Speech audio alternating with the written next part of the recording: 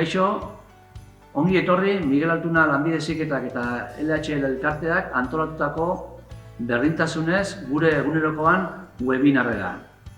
Miguel Altuna Lanbide Heziketen ibilbidea 1928an hasi zanetik beti egonda industriara begira. Honek dakarrenekin. Dano dakigu industria urtetan da urtetan izen dela gizonezkoentzako zuzendutako eremu bat.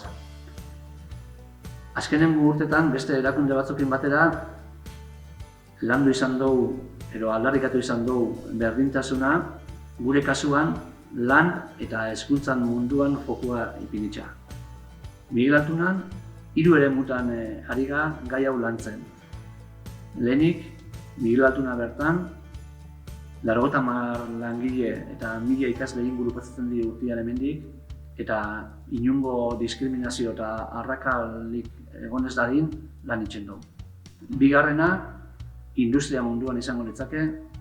Industria munduan urtetan da urtetan hartutako ohiturak eta jarrerak aldatzeko. Azkenik, gizartean aldaketa gerta dadin lanean ari gara. Adibidez, emakumeak ikasketa teknikotara gerturatzeko. Lehen esan ditugun hezkuntza eta industria munduan lanketa ditzen dugu, beti izango da errazagoa gizartean emakumeak bai ikasketetara eta bai industrietara gerturatzea. Azken urteetan, erakunde asko eta gut artean egindako lanai esker pauso batzuk emon dira gizartean. Baina ezin gara despistau, hondikan tarte handia dago benetako berdintasuna lortzeko da. Miguel Altuna bintzat, hortan saiatuko da hurrengo urtetan be.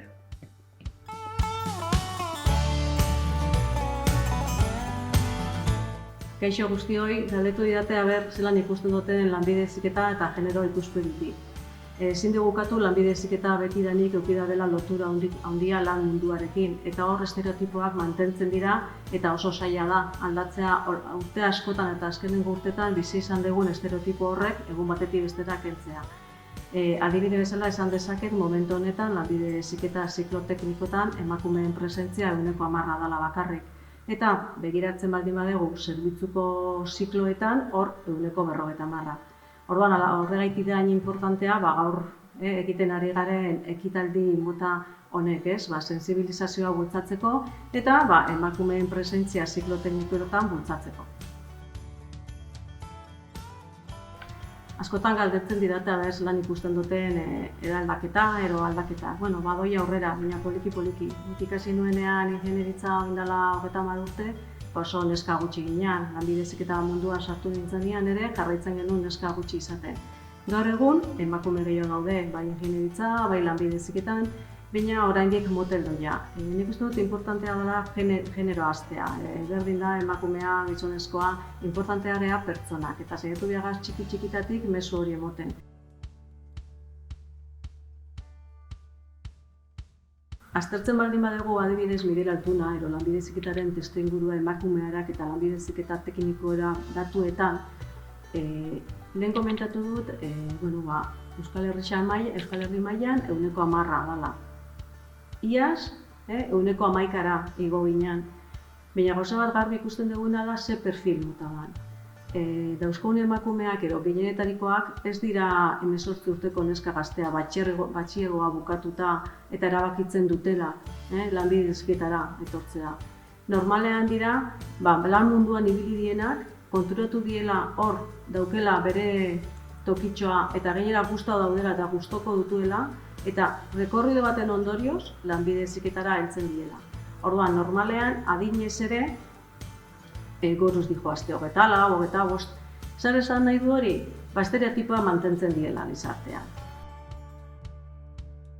Nire ikasketa prozesuan eta lan munduan gizonez inguratuta egon naiz hainbat tokitan eta hainbat egoeratan, eta onartu behar dut inoiz ez naizela desaroso sentidu eta ez da ere desberdin. Baina hori ere bakoitzaren lan bada. Bakoitzak garbi eduki behar dugu zer daukan garrantzia eta segurtasuna eduki behar dugu gure lan.